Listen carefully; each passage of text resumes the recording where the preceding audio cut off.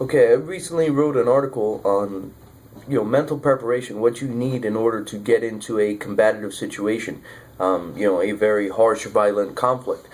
Some of the things you need to do to mentally prepare for that, and also physically prepare and be able to deal with what's going to happen and some of the things you're going to have to deal with during that time.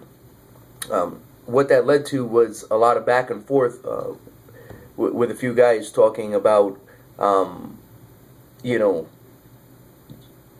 that you can't train for certain things and certain things are going to happen and you're not going to be able to deal with them. I call horseshit on that.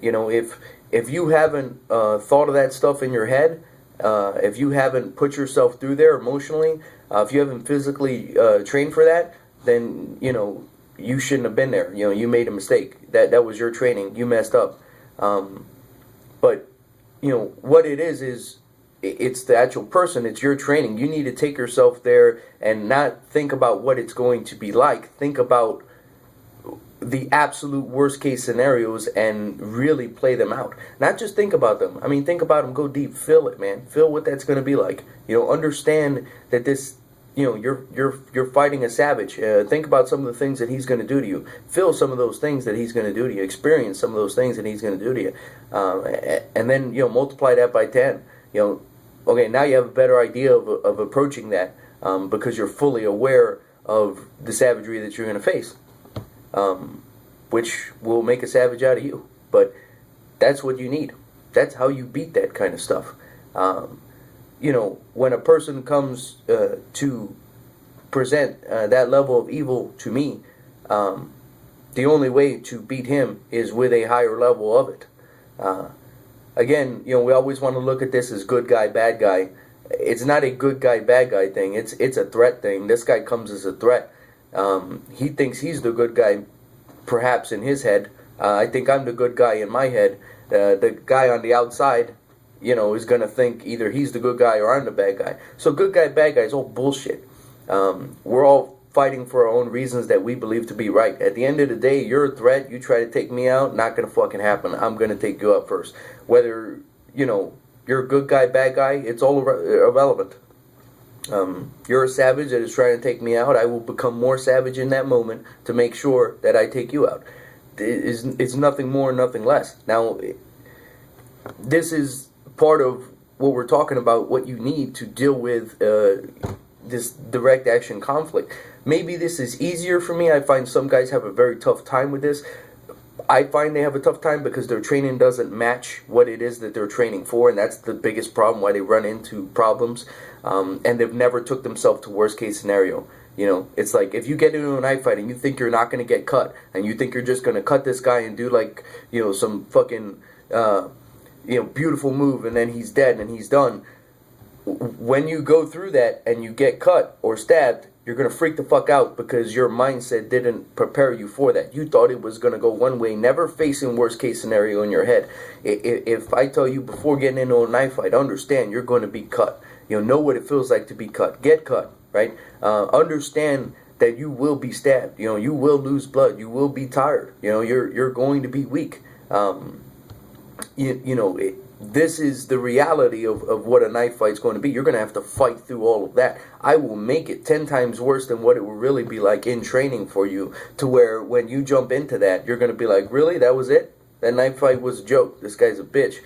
Because your training matched what it is that you're training for. It's just most people don't do that. I tell you right now, my training is not for everybody. Most people cannot hang with my training because it's scary, it's violent, but it will prepare you for what you need to do, period. That's just...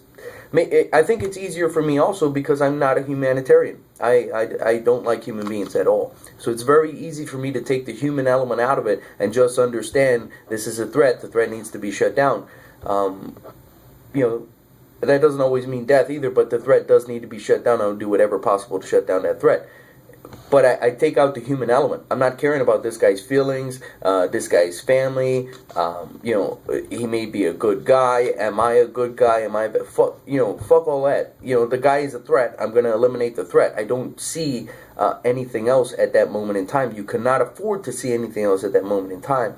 And if you start to tie human elements into it and human emotions into it, it's going to cause you to make bad decisions or hesitate on some of your decisions. Also, the aftermath, you're going to have a hard time dealing with some of those decisions.